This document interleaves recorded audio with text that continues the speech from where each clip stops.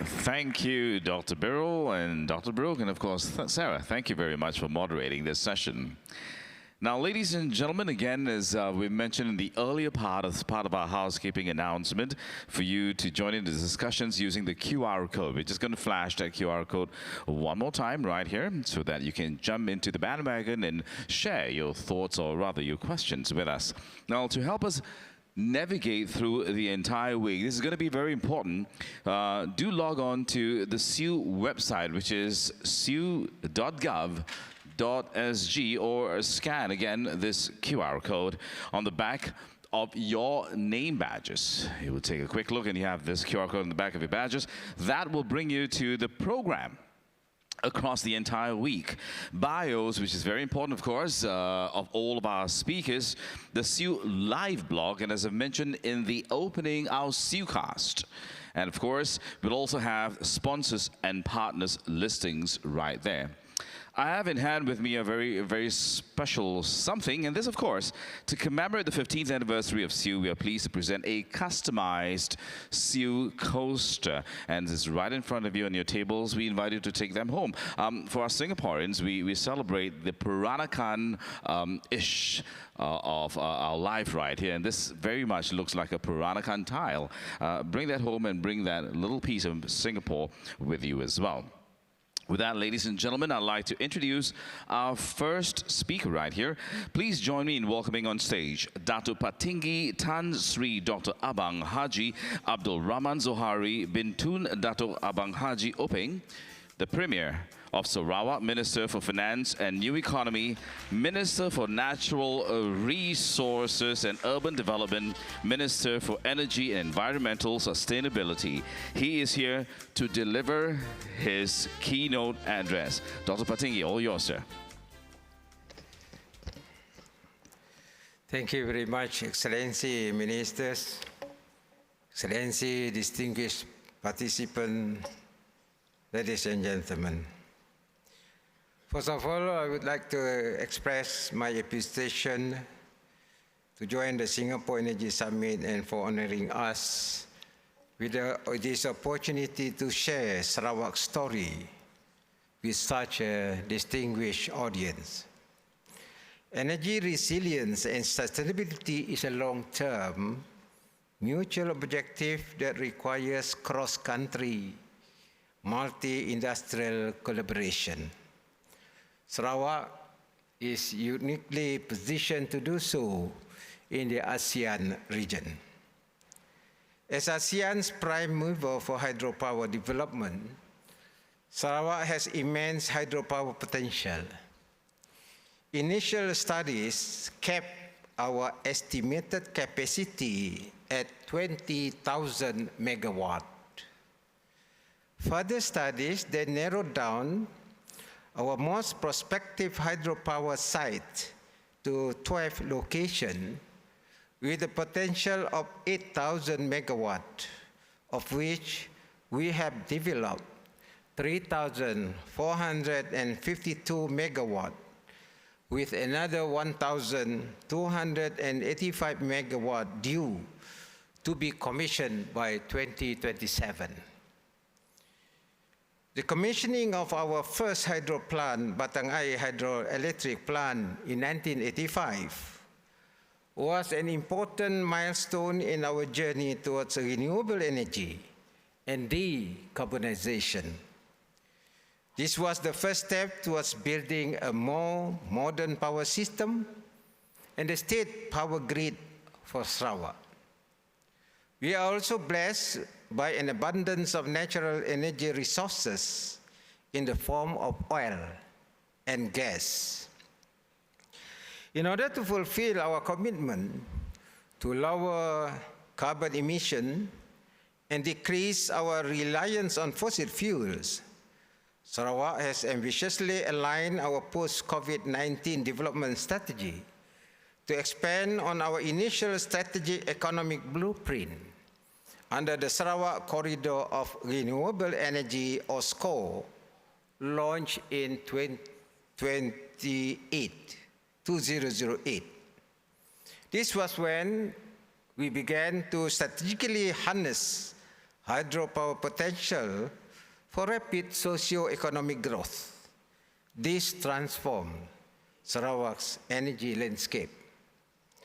Our generation mix has successfully transitioned from 92% fossil fuels in 2010 to 70% hydropower by 2015, complemented by thermal resources for energy security.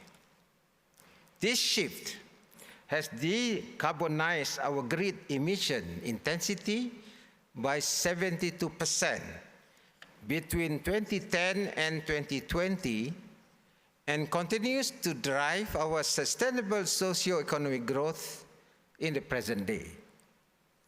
Our renewable hydropower will be among the main engines for achieving the climate goal of a transition from carbon dioxide producing electricity generation to carbon-free generation.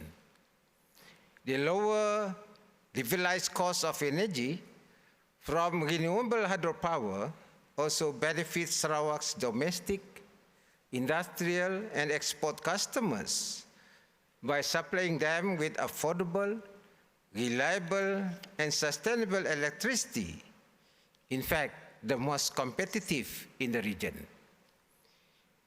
Through our wholly state-owned utilities company, Sarawak Energy, I am proud to say that Sarawak currently offers the lowest average unsubsidized tariff in Southeast Asia, and our electricity is primarily green. As Malaysia's largest renewable energy provider, Sarawak can play a key role in accelerating the region's energy transition by working together with our neighbors by sharing our resources. Sarawak growth agenda supports a resilient and sustainable energy future for a common regional prosperity. Our present decision will have major implications for future generations whose ability to lead prosperous, healthy lives depends on what we do today. The global movement towards decarbonization and energy transition are particularly important for ASEAN, as even the best-case scenario still indicates that all of us will face the effects of climate change to some degree. The sign behind IPCC Report 2022 is unequivocal. Climate change endangers the well-being of people and the planet. Delayed action will trigger the impacts of climate change so catastrophic that our world will become unrecognizable. The next few years is critical to realize a sustainable, livable future for all.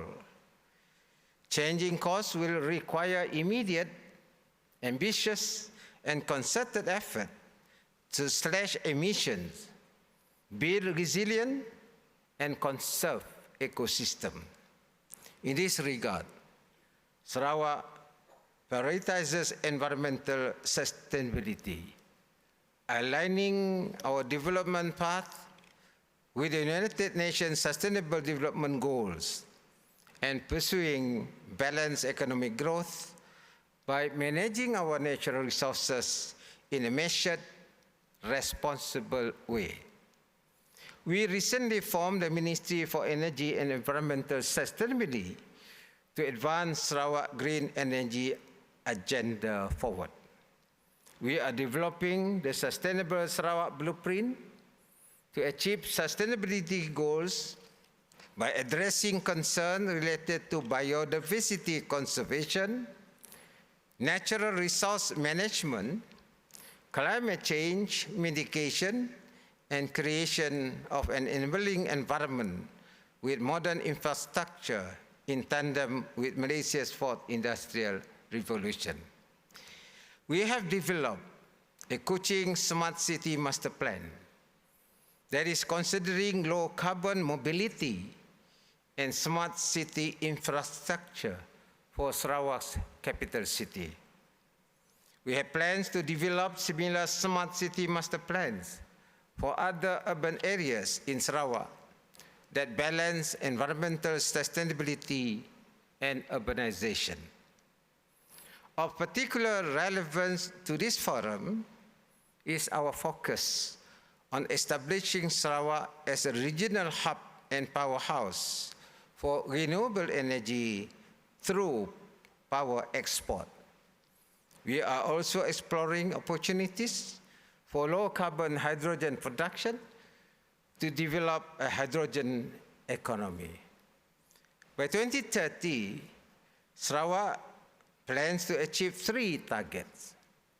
1, maintain at least 60% renewable energy capacity mix with renewable hydropower at its core and an increase in alternative renewable energy resources.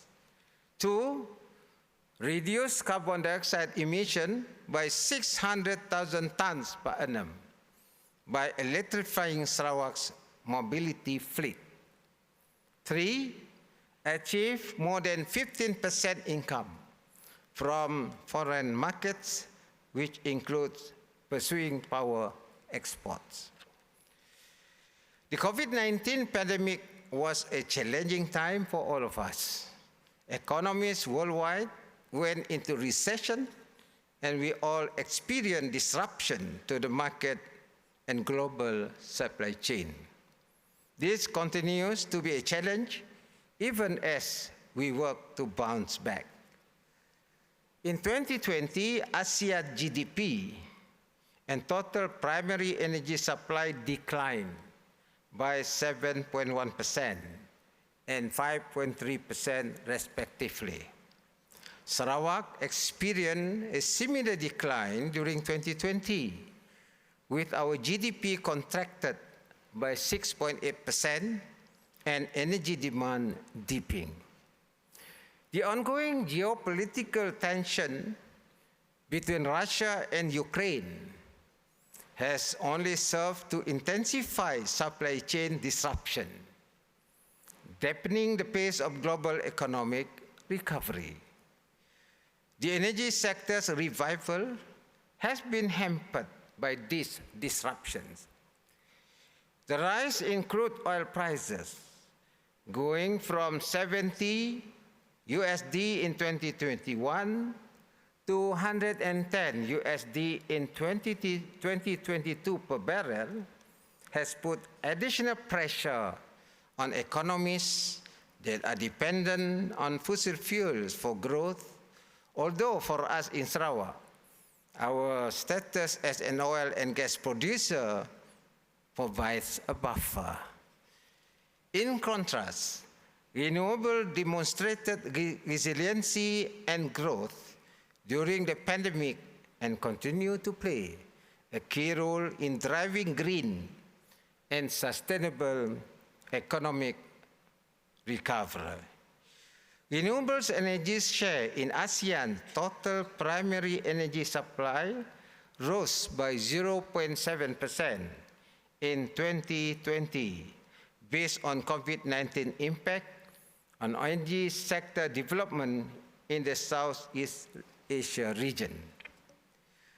Based on last year's ASEAN Power Updates report, around 82% of new capacity in ASEAN was renewable in 2020.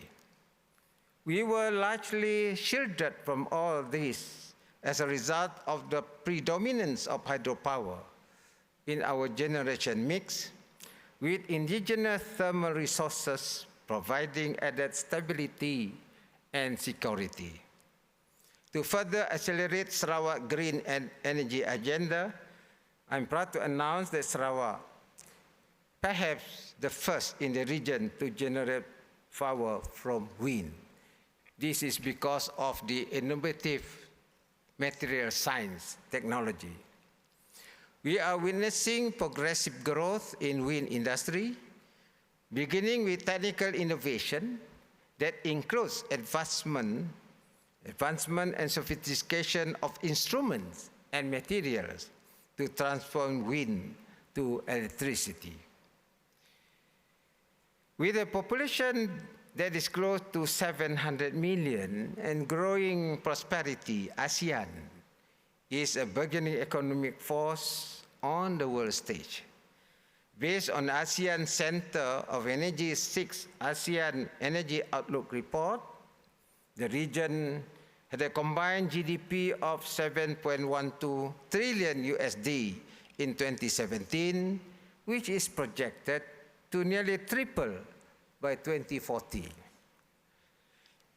Accommodating such growth while balancing the trilemma of affordable, reliable, and sustainable energy supply is a challenge given the disparity in resources and where we are in the development curve. We have observed that countries within ASEAN are re-examining and driving their own energy transition as part of the global climate action in addressing the energy dilemma. However, to truly succeed, we must work together collaboratively across all stakeholders groups so we can achieve a resilient and sustainable energy future for ASEAN. Ladies and gentlemen, I would like to share with you the issues of development of alternatives. Leveraging on renewable hydropower has allowed us to explore green hydrogen production and utility-scale floating solar and embark on research into microalgae for carbon capture, utilization, and storage, or CCUS. In 2017, Sarawak embarked on research into green hydrogen production. Under our green energy agenda, with the aim of decarbonizing and greening our transport system and transitioning to a low-carbon economy. Sarawak Energy spearheaded this pilot research project, which led to the construction and commissioning of our hydrogen production plant and refueling station in 2019. It is the first facility of its kind, we believe, in Southeast Asia, and provides refueling services for 3 hydrogen buses currently serving as public transport in Sarawak, capital city of Kuching. Sarawak is intensively analyzing the plant's performance to optimize hydrogen production operations and enhance our technical know-how regarding this novel technology, especially in a tropical context. Hydrogen has wide application in our existing industries and can be exported in various forms and via different methods. It will play a central role in the further greening of Sarawak's industries, transportation sector, and healthcare in the future. Given favorable global demand condition and sufficient resource availability, Sarawak can be a pioneer in the future global supply chain, as we were previously with the LNG gas business in the 1980s. In the next several years, we plan to develop 6 multi-fuel stations in Sarawak that cater to vehicles powered by standard fossil fuels, electricity, and hydrogen. We have also partnered with global players from South Korea to develop an environmentally friendly hydrogen and ammonia plant in Bintulu, center of Sarawak. Once completed, the plant will produce 100,000 tons of hydrogen for export, in addition to 10,000 tons for local consumption. It will be will be starting to produce for export 2027. Hydrogen modules have also been recently introduced at Sarawakian universities, which will equip our future engineers with the necessary knowledge to thrive in the hydrogen industry going forward. This is supplemented by various research programs and projects with companies like Airbus and various Japanese firms to test hydrogen's application in our daily lives. As the scale of hydrogen expands, associated costs will continue to drop, which will be yet another game changer for Sarawak's economic landscape. As such, it is important for Sarawak to become a first mover in hydrogen usage. Sarawak Economic Development Corporation, SEDC, and Sarawak Energy are actively building partnership to expand local knowledge of hydrogen-related technologies within our state and exploring the commercial production of green hydrogen, as well as the viability of its associated value chain in Asia.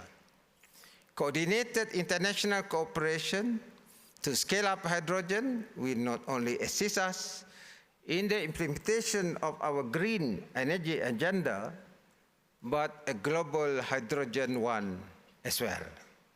Sarawak is exploring sustainable aviation fuel, SAF, by way of cultivation and harvesting of microalgae for the purpose of extracting crude algae oils for biofuels.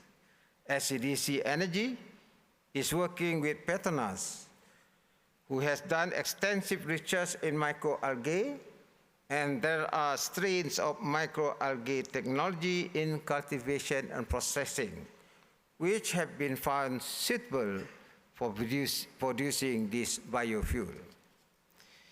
As we continue moving forward, we will align ourselves and collectively commit to balancing benefits for people and the planet in pursuit of shared prosperity. Only by accounting for all these three aspects of energy sustainability, reliability, and affordability will we be able to meet our sustainability and energy resilient goals for a prosperous and equitable, socially inclusive future. Sarawak is enthusiastic to work with like-minded organizations who are similarly committed to a resilient and sustainable energy future for ASEAN and the world at large.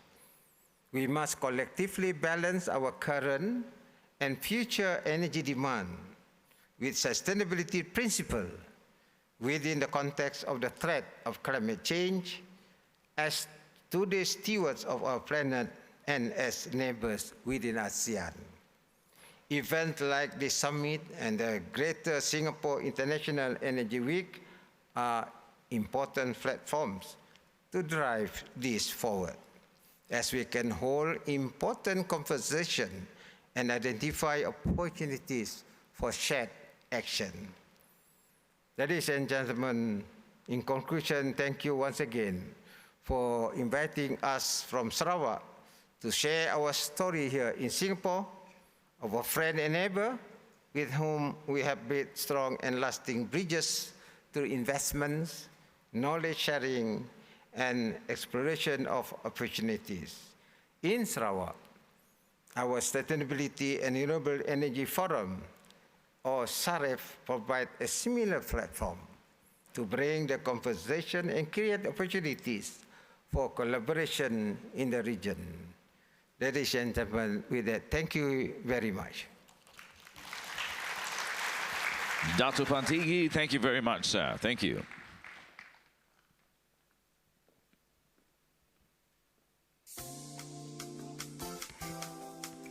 Ladies and gentlemen, on to our first panel discussion. This is entitled Securing a Resilient and Sustainable Energy Future. This is presented by Pavilion Energy. Please join me in welcoming on stage our moderator, Mr. Martin Houston, Vice Chairman Tellurian, and with him are Mr. Francesco Lacamera, Director General, International Renewable Energy Agency, Dr. Angela Wilkinson, Secretary General and Chief Executive Officer, World Energy Council, Mr. David Griffin, Chief Executive Officer and founder of Sun Cable, Mr. Alan Hing, Group Chief Executive Officer, Pavilion Energy, Julien Pouget, President, Asia Pacific Exploration and Production and Renewables, Total Energies. Now again, ladies and gentlemen, to pose your questions, the QR code you see on the screens on your left, right, behind you, all around us, please use that to have your questions in for this session. Okay, do enjoy the session, ladies and gentlemen. Martin, I'm going to hand over the fort to you. Thank you very much, and good morning, everybody, and welcome to the first panel of this conference. I've got a stellar group up here around me, and I'm not going to waste any more time by introducing the subject, which has been well discussed by so many speakers this morning. So we'll get straight into the panel discussion. Of course, you've been explained already how to ask a question. They'll pop up on this thing on the desk, and if they're interesting enough, then I will ask them of the panel. So let's kick off. Francesco, I'm going to start with you. You get the first go here. We've heard a little bit about the specific country aspects, both from DPM Wong and from the Premier of Sarawak. How can this region collectively lead the initiative that's been talked about here, accelerating the energy transition? First of all, I wish to thank the government for having me here, and happy to have this dialogue with in this prestigious panel. First of all, responding to your question, I have two comments on this wave of optimism that we are going really to going fast as we need. Sometimes I always try to frame the discussion we are having under the IPCC report. So what has to be done to maintain the 1.5 Celsius alive? That means that we have to already pick up in 2020 oil and coal, that we have to pick 2025 gas, and we have to reduce emission 45% in 2030. And we as ARENA, we already said 2 years ago that the windows of opportunity were closing. This year we say that if we don't see a disruption in the way we are producing and consuming energy, we are not getting there.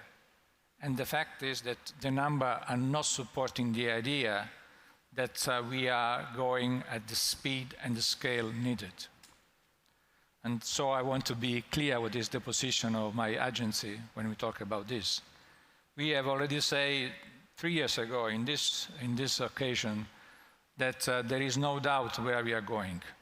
We are going to a new energy system that will be largely dominated by renewables and complemented by hydrogen, mainly green hydrogen and sustainable biomass.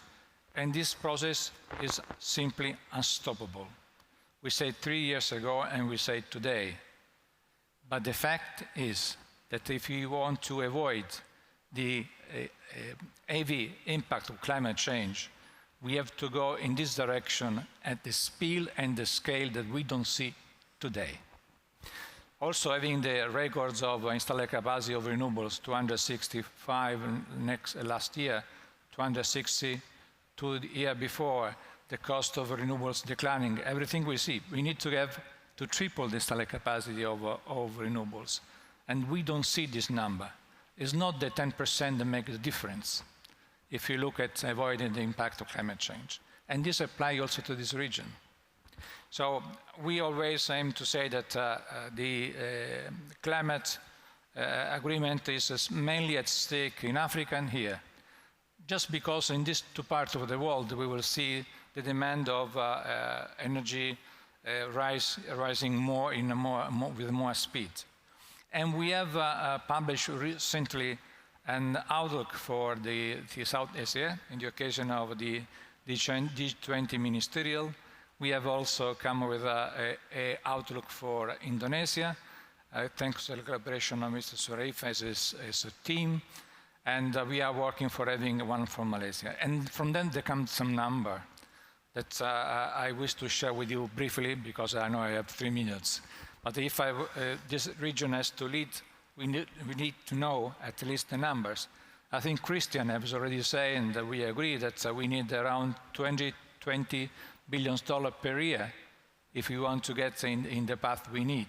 We can go, and we show that we can go from the 19% of renewables into the energy system today to 65%.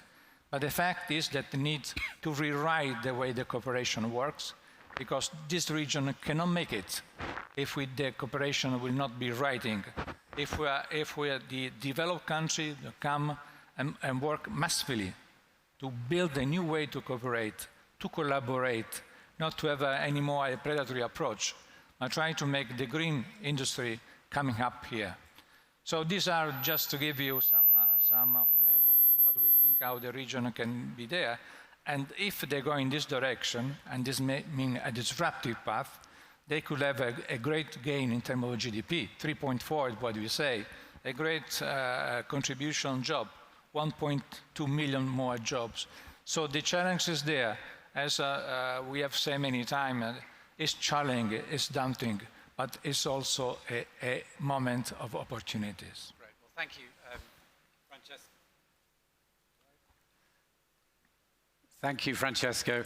Right, so from what we need to do to what we are doing, David, I'm going to come across to you, because you're at the practical end of this. You're making a big investment, a huge project, very exciting, very curious about it, I have to say.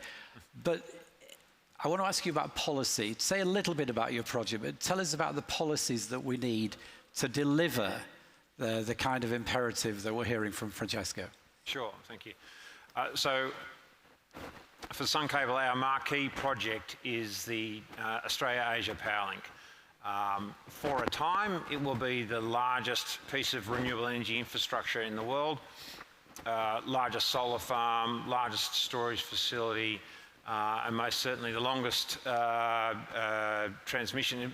It's the first intercontinental transmission of electricity.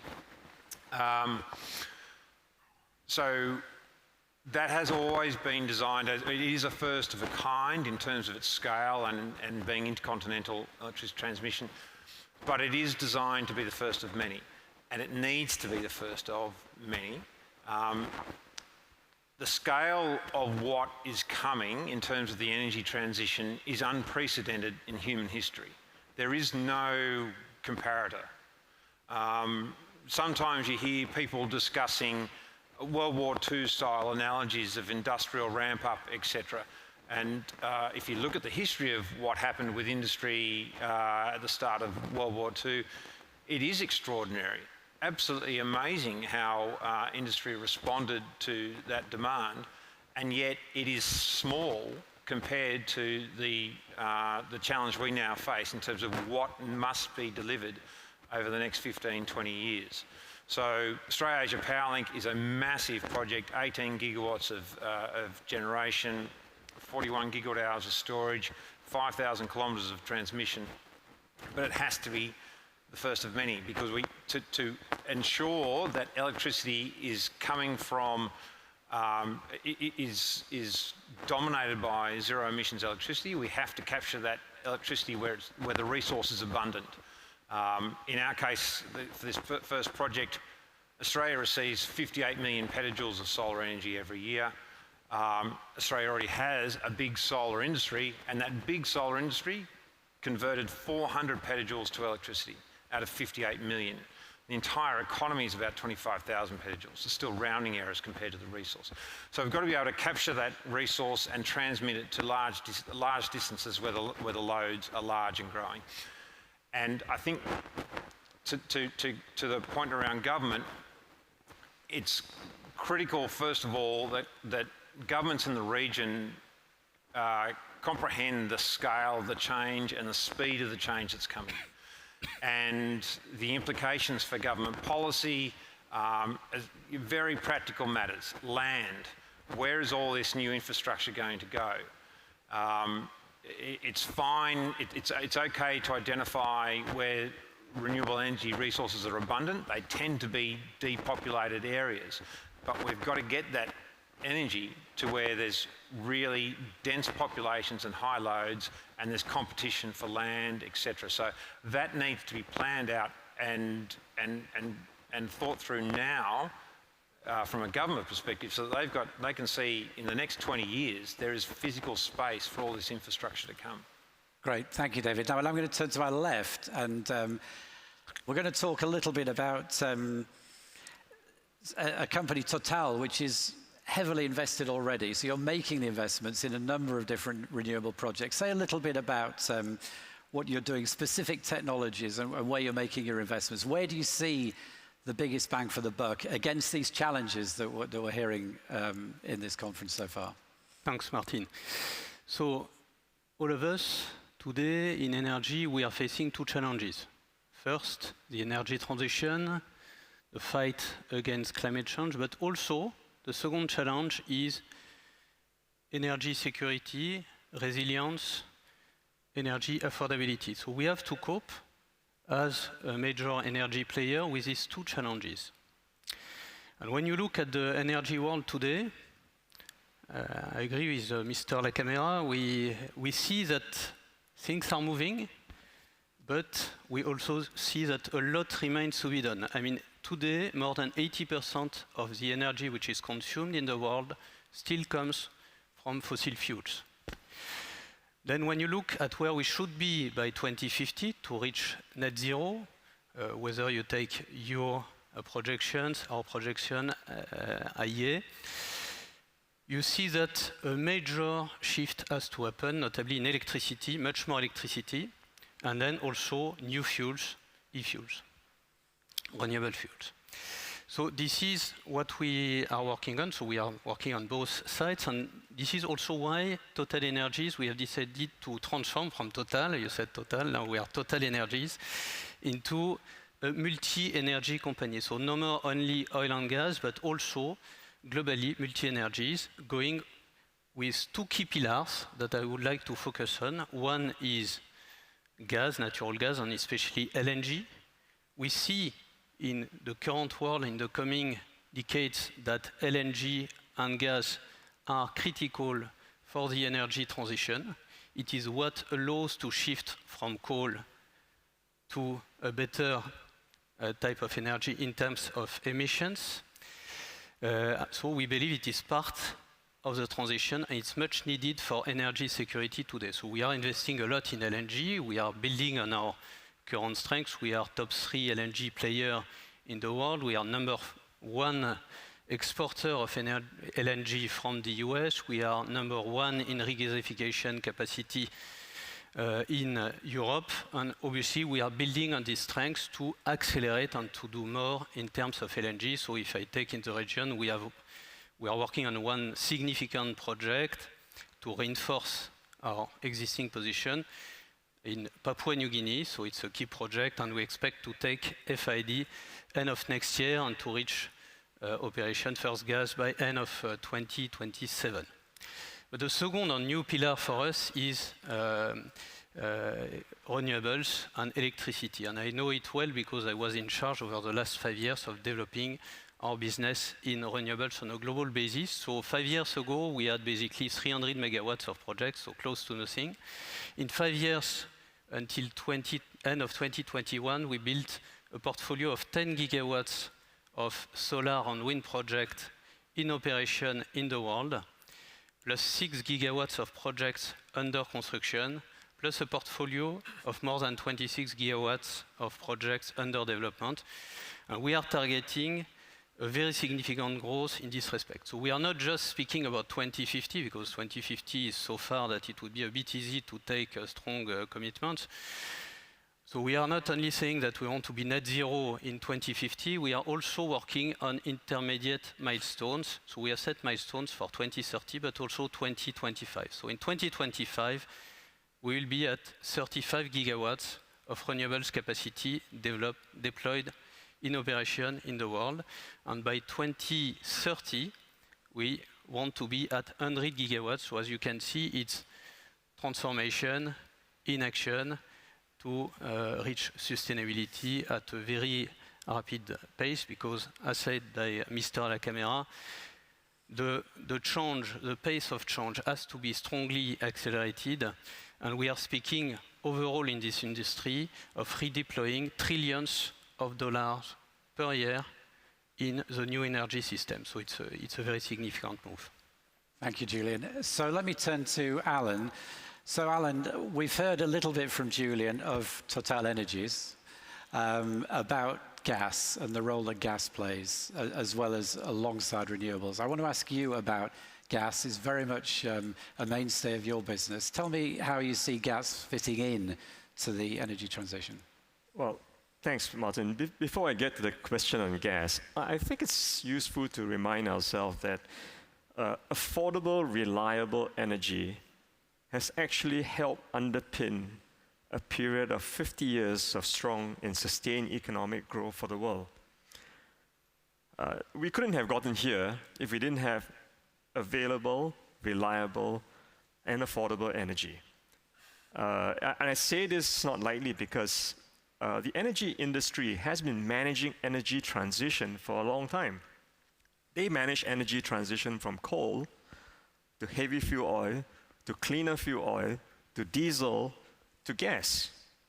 This is part of that continuing journey, and it's important that we recognize that we're not starting from zero base. Energy transition is not a new term, and this construct of energy trilemma has been the challenge for energy companies for years to come. Back to gas, I think gas plays a really critical and important role in the energy transition. How does it? I see three ways it can play a role. It plays a key role in generating baseload power. It is the cleanest form of fossil fuel that we have today, where the infrastructure is available, is built, and we have the ability to generate the cleanest form of energy from a fossil fuel. The second area I think it can play a role is that it will help provide fast power so that it can deal with the intermittency of renewables or potential supply disruptions that could come about from importation of electricity. And third, I think it plays a key role in helping us move towards the hydrogen economy. The hydrogen economy assumes that we're going to have to develop technology to generate hydrogen better and cheaper. We need to find ways to transport hydrogen, and we need to then also create the demand for hydrogen. I think we have the opportunity to use natural gas as a way to at least fix one part of the moving equation, and that is, how do we convert more and more industries to low carbon hydrogen so that when a time comes when technology is ready, when the infrastructure is available, it can be economically scaled up. So that's my thought on the use of gas in the current energy transition. Thanks, Alan, and that's very consistent with what DPM Wong said as well.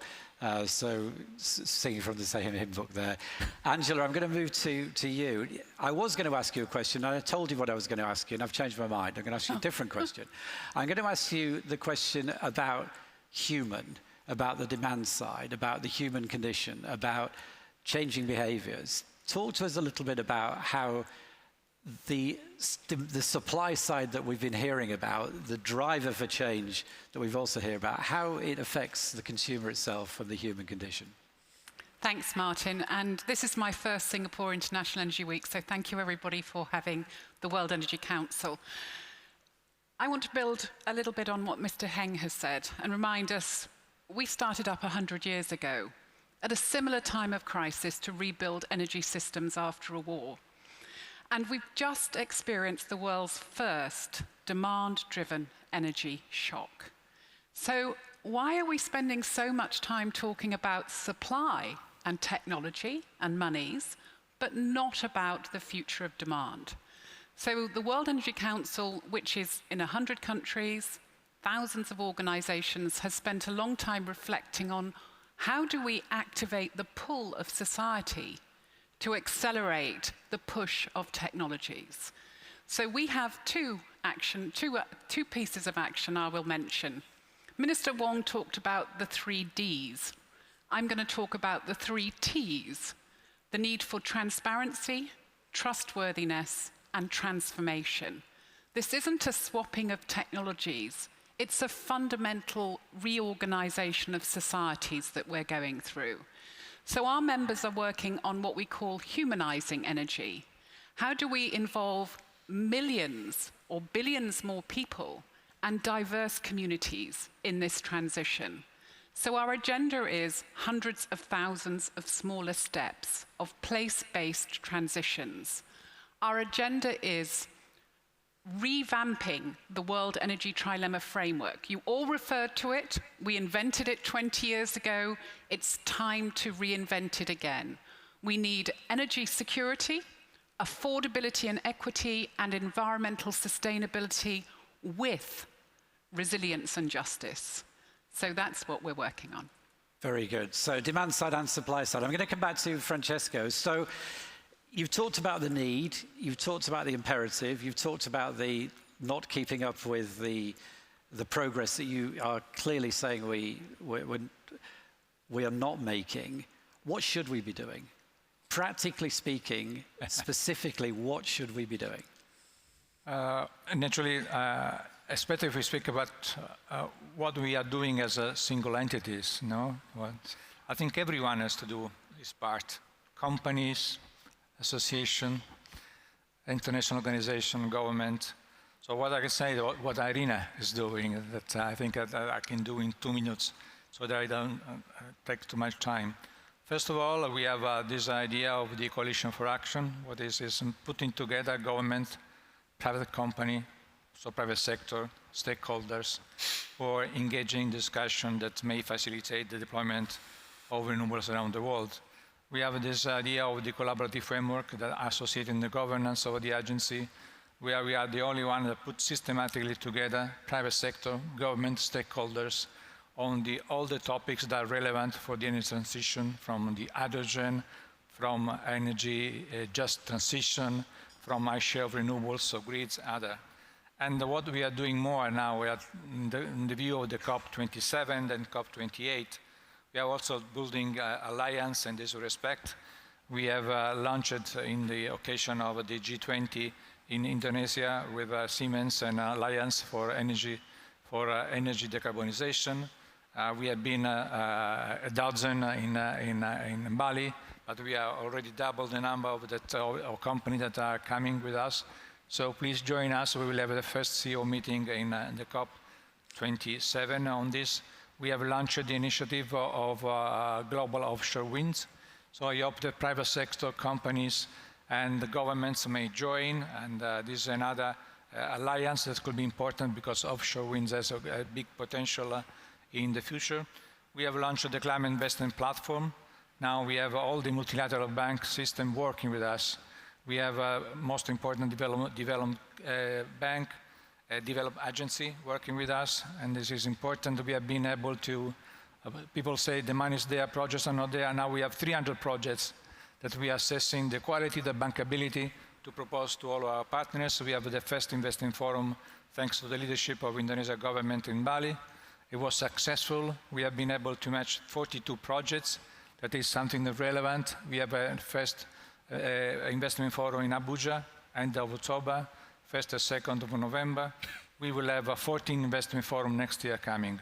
So this is the way that we are trying to make things happening. We have a last comment, our own facility, thanks to the Abu Dhabi Development Bank. We have 400 million there. We have Mazda with the same amount of money. We are Inter-American Development Bank. We are joining with the Asian Infrastructure Investment Bank. We are trying to close with the Asian Development Bank. So we are trying to build this facility that may facilitate leverage and mixing of resources. Thank you. Thank you. Right, we've got 6 minutes left, so I'm going to ask the other 4 panelists a very quick question each and try and be brief. David, where's the money going to come from? Well, for us, there's development capital and then there's the actual CapEx, and not necessarily the same pool. It's interesting you asked me that question because in our case, we are looking for an extraordinarily large amount of money, but that's not actually the thing that really keeps me awake at night. I think that there is an enormous amount of capital available to support the energy transition. They are simply, there's more capital available than there are projects available, which is symptomatic that we need to speed up the development of these projects so that we can hit the timelines that are required. So our capital will come from unsurprising sources, from pension funds through private sources and the like. I don't think there'd be any surprises in terms of where the parties that we're having discussions with in terms of sourcing that level of capital. If I could just very quickly add, I think that the more important issue for us is about supply chains. And I note the CEO of Siemens mentioned this morning, talking about the potentially negative impact of going too far with local content requirements. But on the flip side, the amount of material that is required to build a project such as the Australia-Asia Power Link, I really don't feel comfortable with huge amounts of that coming from the other side of the planet. Regional manufacturing helps to de-risk the delivery of these projects, and we're certainly keen to help manufacturers establish in the region and use the order books from projects such as ours to get that element of the problem solved. Thank you, David. And then no balance sheet problems for you and no financing problems for you, judging by TotalEnergies' results. But what are your challenges with driving the twin parts of the business, of the renewable side and also the traditional side? Sorry, I don't see this as a challenge. Actually, I think it's an opportunity to have the ability, when you are a company like TotalEnergies, you have a lot of engineers, you have a lot of project management capabilities in our existing, I would say, the businesses of today, so oil, gas projects. Our ability to leverage on these resources and also on our financial resources to shift to the renewable space and hydrogen is extremely useful for us to accelerate, and I think this is why energy companies like us can contribute a lot to accelerating the transition, but not only on the supply side, also on the demand side, where we are creating the context which will allow for this shift. And I just wanted to mention that we are deploying a lot of charging stations, EV charging stations, with a target to reach 150,000 points by 2025 in the world, and we are deploying in the largest cities in the world, like Singapore, as an example. So we work both on leveraging our positions for the supply side and also to allow for the demand side to develop. Thank you, Julian. Okay, I'm going to ask Alan to bring up the last point as our host here. So, Angela, I'm going to come to you for your 1 minute intervention. What would you like to see? You sit on top of a large organisation, many members, 100 countries, as you've said. What do you want to see? What's the one thing that would make you feel like we were making real progress? Well, I think we've heard it on the panel, and that is renewables will need other clean energy friends to get to scale. Some of those clean energy friends are on the demand side. They're people and communities, hundreds of thousands of smaller steps. We really need to accelerate best practices for place-based energy transitions. That's where it happens. Money is available, technologies are available, social trust and willingness to be involved is still questionable. Thank you very much. Nicely brief. Alan, you're going to bring up the end of this panel for us. And my question to you is, DPM Wong set out an aggressive, vibrant agenda for Singapore. you're a key player in Singapore. You're at the heart of the energy mix here. What does that mean for you and Pavilion in terms of following the national agenda? I think that the national agenda as outlined by DPM is very ambitious, but we need it. We need it because we need to energize the rest of the country to work towards, and our neighbors to work towards those goals. I think one of the key challenges is the ability to walk to businesses who are actually either investing in that supply chain, either in producing energy or distributing energy or buying energy at the end of the day, that those are the steps you want to take. Because some of the policies that we're going down the road on may actually drive obsolescence in their industry in time to come. So there needs to be recognition that we need to manage that well. Otherwise, nobody will want to put money into the game. And that could be really bad for us. I mean, a good example is analogy was shared by Minister Gan, who says that we are on a journey and we're traveling to a destination. Yes, we are. But we need to remember that the boat we're on needs to be adequately equipped and working well. And there better be some lifeboats on board as well. Right, Alan, thank you very much. Well, ladies and gentlemen, that concludes our panel. I'd want to thank the stellar performances from the panel. Would you give them a big round of applause? Thank you very much.